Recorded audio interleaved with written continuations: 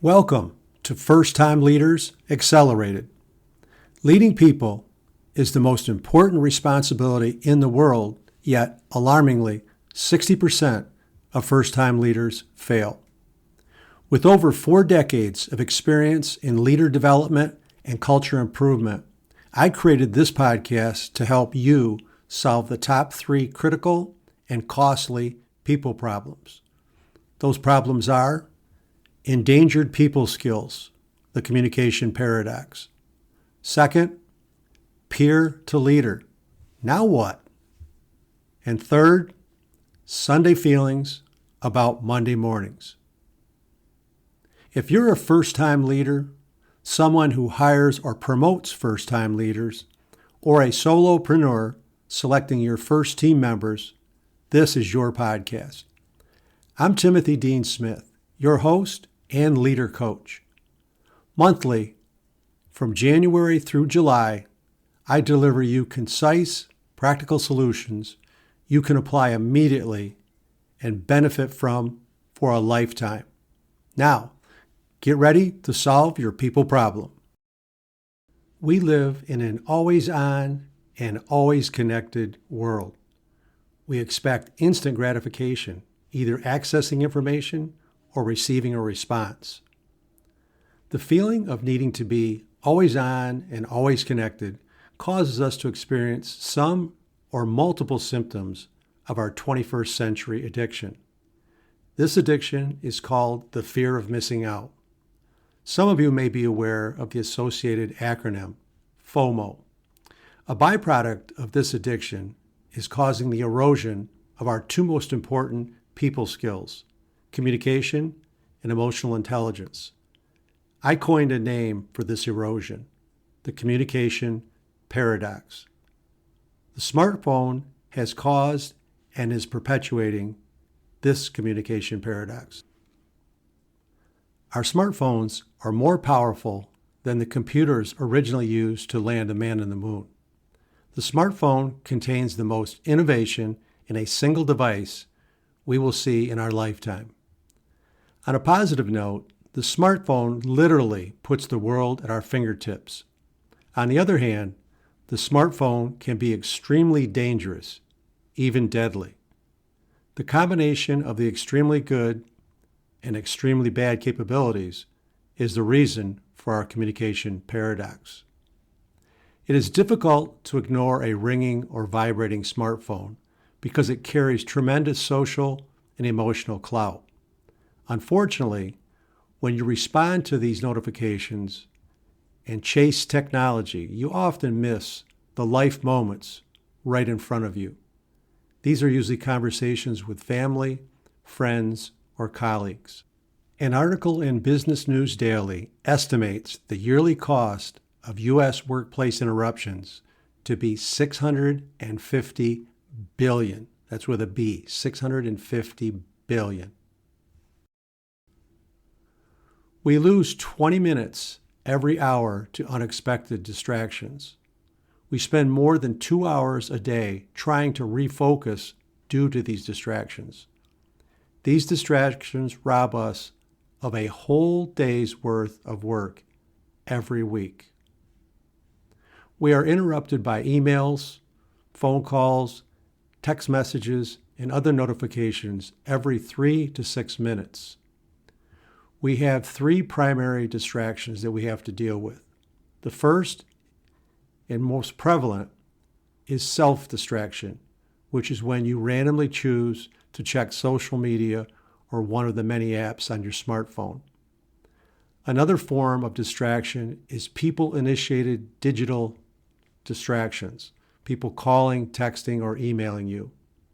The third type of distraction is digital-generated notifications.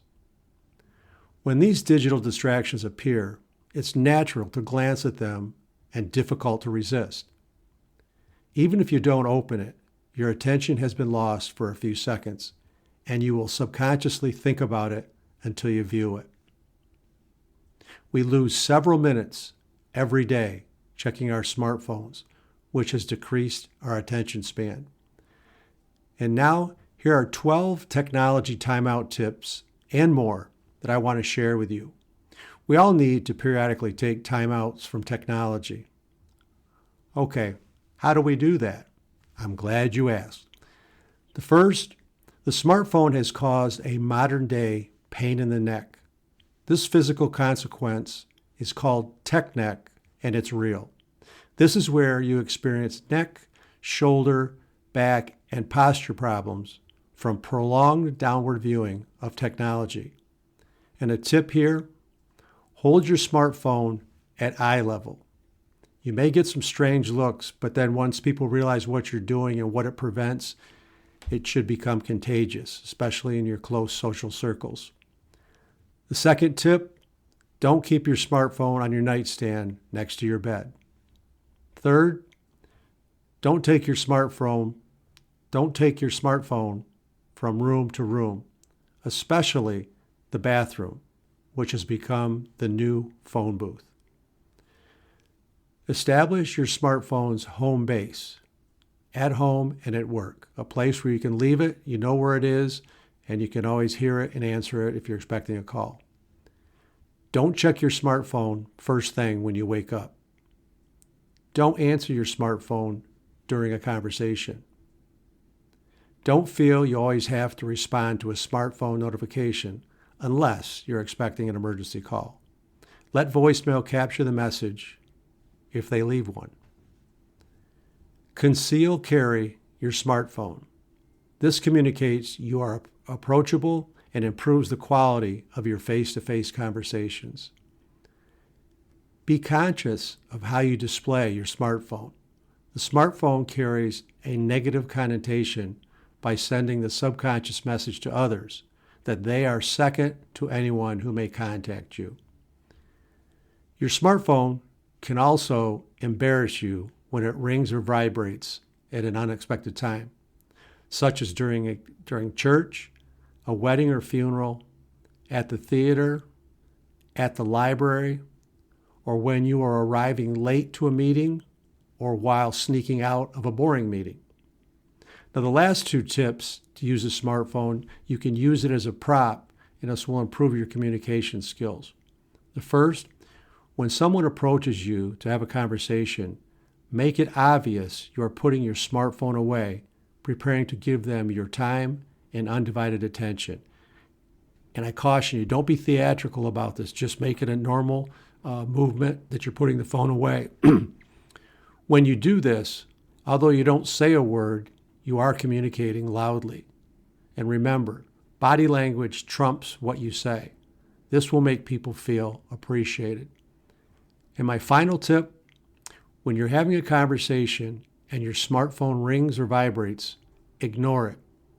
Of course, unless you're expecting an emergency, and then let the person know that. If the person you are in conversation with says, "Aren't you going to get that?" simply say, "No, I'm having a conversation with you." And I say, pay particular attention to their facial expressions because they probably don't experience this often. This will make people, again, feel appreciated. And I'll leave you with this. People will listen to people who listen to them. People will listen to people who listen to them. If you found my solution valuable, share this podcast with your colleagues, wherever they listen to podcasts. Leading people is the most important responsibility in the world, and I'm here to ensure your leadership matters. Begin your transformation today. Click the appropriate link in the episode notes. Thank you for listening to the First Time Leaders Accelerated podcast. Take care.